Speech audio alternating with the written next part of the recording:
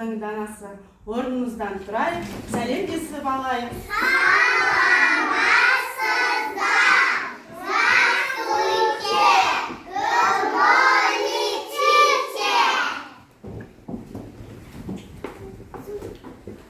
Балалар, бүгінгі оқу әрекетіміздің тақырыбы ғажайып қыз. Балалар, қараңдаршы, кіміз?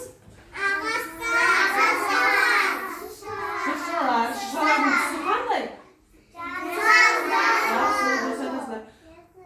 Көлемдері қандай? Ұзындығы қандай? Биік, аласа. Ағаштар. Ағаштарда жапырақ бар ма? Ағаштарда мынау не? Дұрыс айтасыңдар. Қырау түсі қандай? Дұрыс айтасыңдар. Мынау не? Олар неге суқторғайлар деп айтамыз?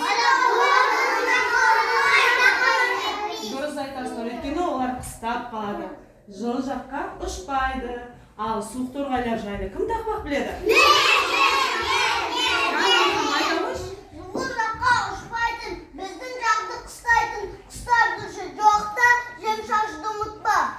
Ой, жарайсың. Балалар, қараңдаршы. Мынау не? Аққала неше бөліктен тұрады? Аққаланың түсі қандай? Мұрны не? Көзі? Қарадан көмір. Қолында не? Ал аққала туралы кім тақпақ біледі?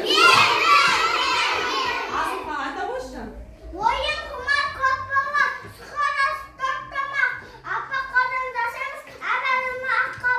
Ой, жарайсың. Балалар, қардың түсі қандай?